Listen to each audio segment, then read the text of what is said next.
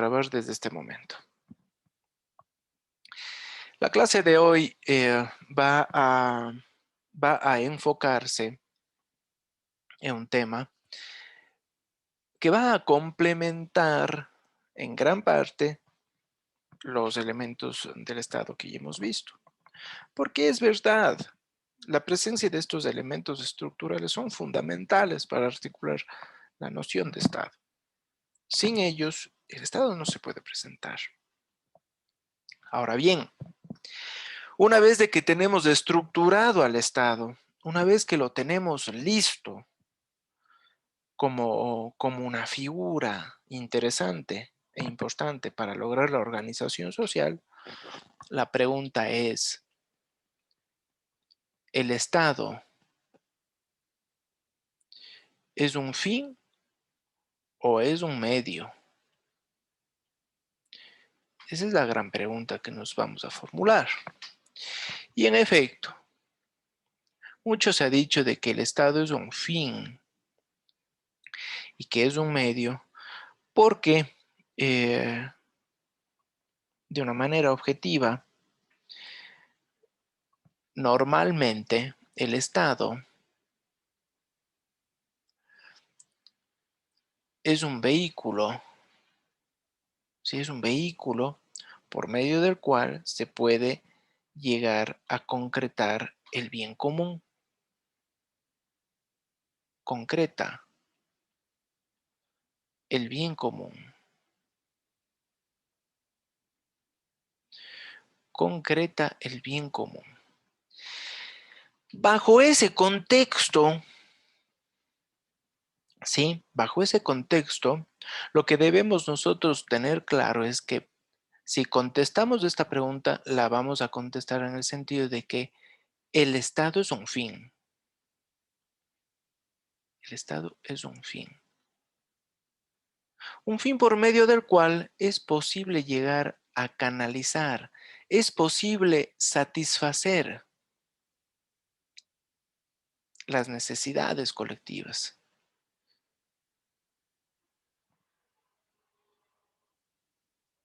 Esas necesidades colectivas, obviamente, van a garantizar el bien común, van a garantizar además el buen vivir.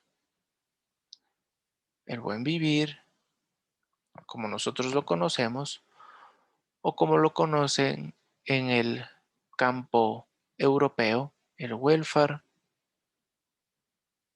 state. Entonces, ese estado de bienestar en donde las satisfacciones de necesidades colectivas pueden ser satisfechas como tal. El Estado no es un medio, ¿sí? El Estado no es un medio, ¿sí? Precisamente porque esta tesis es utilizada por los gobiernos totalitarios. Gobiernos totalitarios. En la medida en que este tipo de gobiernos utilizan al Estado para satisfacerse y para aprovecharse de su superestructura para exclusivamente favorecer a ciertos segmentos de la sociedad, ¿sí? Entonces, en esa medida, el Estado, ya como un medio, va a ser eminentemente clientelar. Estamos ante un Estado clientelar. Cuando digo Estado clientelar, me estoy refiriendo a un Estado que exclusivamente va a girar, un Estado que exclusivamente va a proceder. ¿Para qué? Para cumplir favores. Cumple favores. ¿Sí? Favores. Favores y sobre todo compromisos.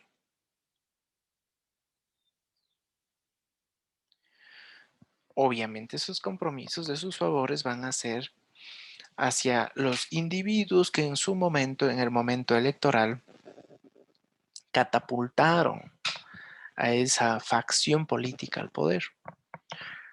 Por lo tanto, los gobiernos totalitarios utilizan la estructura del Estado para llegar a este tipo de situaciones. El Estado es un fin, así se lo justifica. Es su justificación.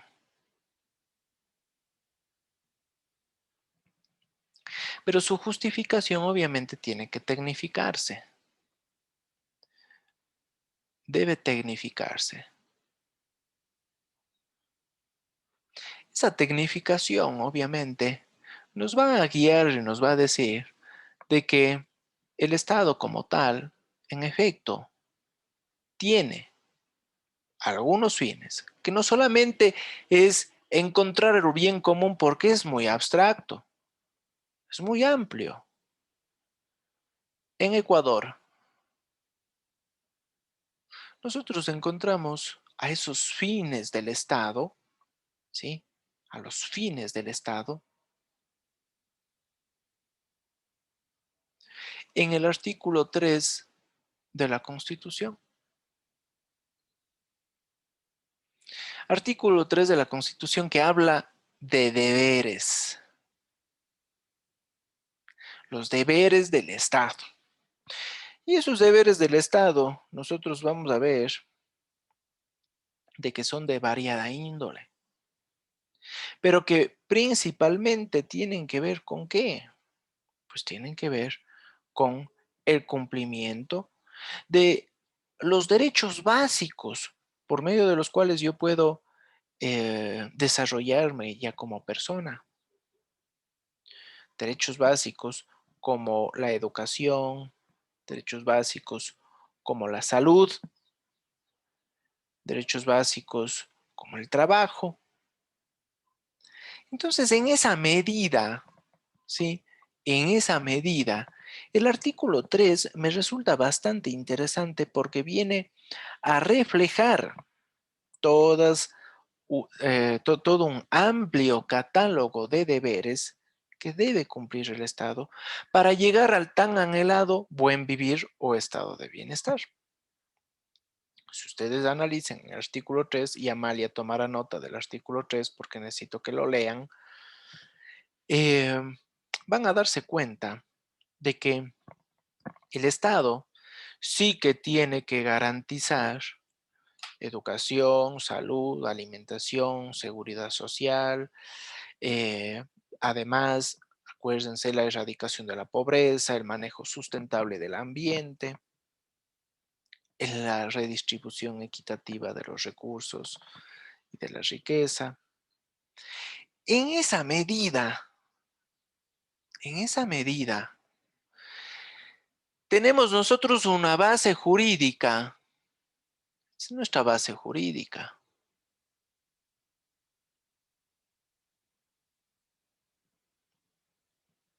Esa base jurídica luego va a ser complementada.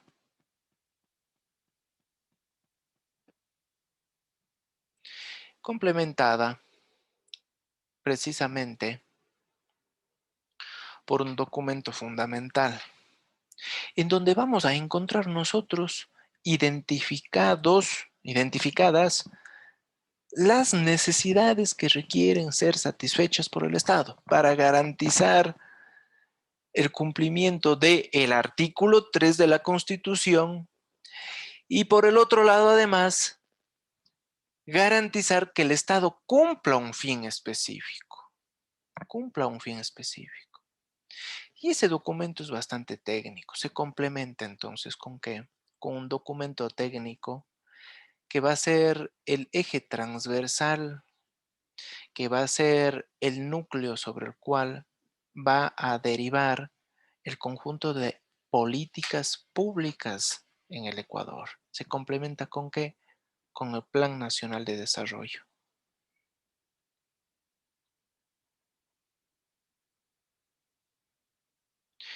Entonces noten ustedes de que este Plan Nacional de Desarrollo que está contemplado en el artículo 280 de la Constitución, a nosotros nos va a dejar una enseñanza. Este plan es bastante interesante. La idea de este plan es muy interesante porque en esa medida nosotros vamos a saber de que eh, los recursos públicos, ¿sí?, van a ser ejecutados de una manera organizada. Esa es la idea. La idea es muy interesante de que en el paso de cómo se lo vaya a hacer, ya operativamente se ha presentado una serie de situaciones, como ustedes saben bien, de la corrupción más sonada en este país. Eso es otra cosa. Pero la idea conceptual del Plan Nacional de Desarrollo es muy, muy interesante. ¿Por qué? Porque en este Plan Nacional de Desarrollo yo voy a concentrar las necesidades que deben ser atendidas por el Estado.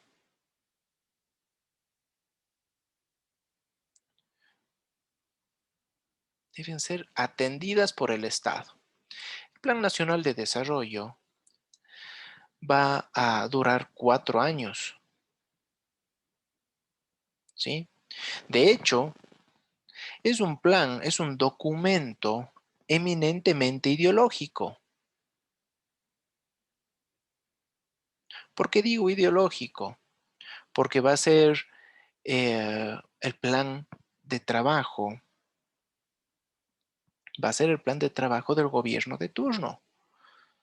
Entonces, el gobierno de turno que llegue al poder puede identificar las necesidades que necesitan ser atendidas por el Estado.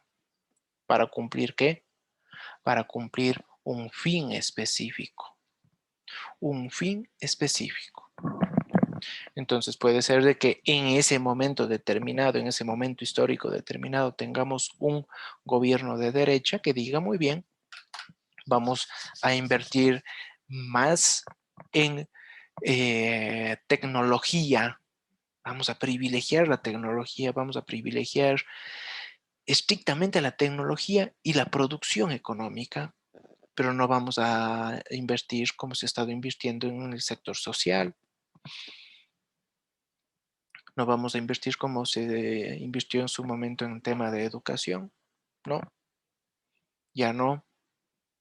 Entonces vean ustedes, o puede ser en el otro extremo de que nos vayamos a un gobierno más de izquierda, en donde el sector social, la inversión en el sector social sea, sea la regla, sea la prioridad.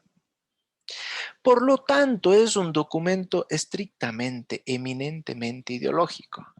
Ideológico. Es fundamental entender esto. Del Plan Nacional de Desarrollo, yo voy a poder ejecutar el presupuesto del Estado,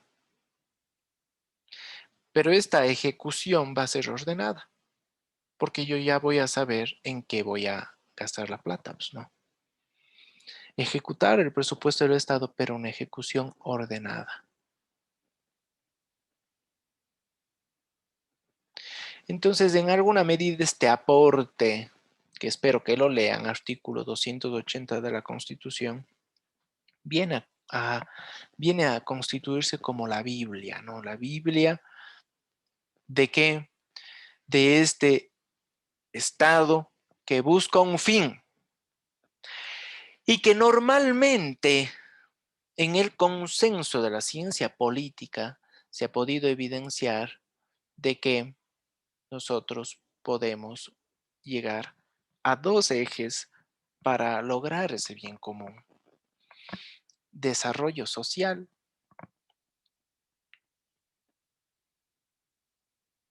desarrollo social y por el otro lado, desarrollo económico.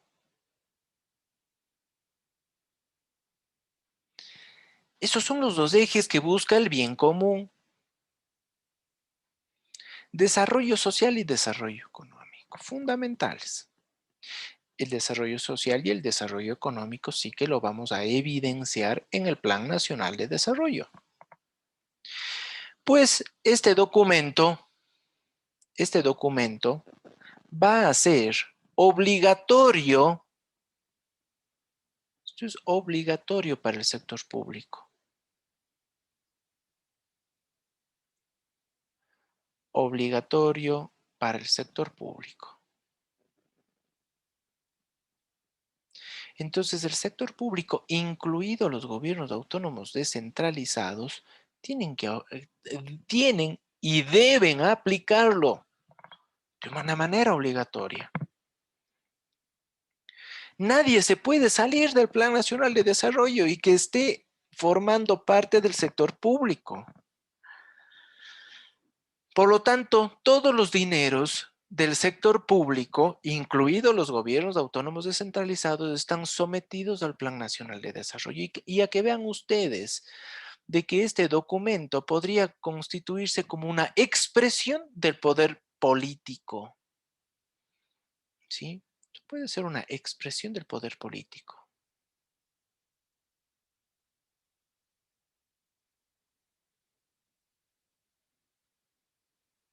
Es una expresión muy interesante del poder político porque en ese sentido se impone sobre el resto de sectores. Es obligatorio en el sector público y sirve de modelo para el privado.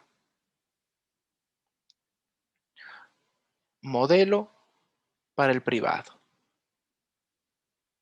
Porque ustedes ahí van a leer en el artículo 280 que nos dice, este es indicativo para el sector privado. Es un modelo, ¿sí? Es un modelo.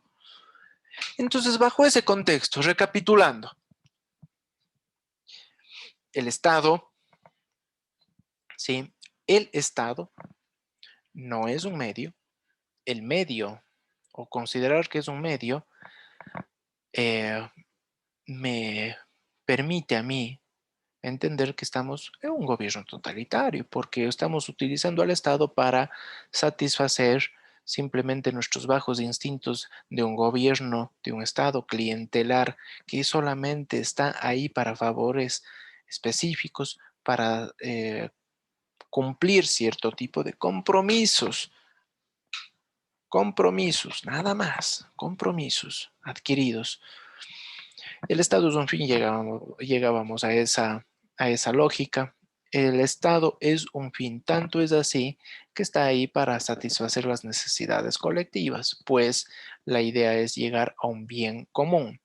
Ese bien común tiene que tomar en cuenta el desarrollo social y el desarrollo económico. Buen vivir o welfare state, como nosotros lo llamamos, pues no. Sí que nosotros tenemos una base jurídica.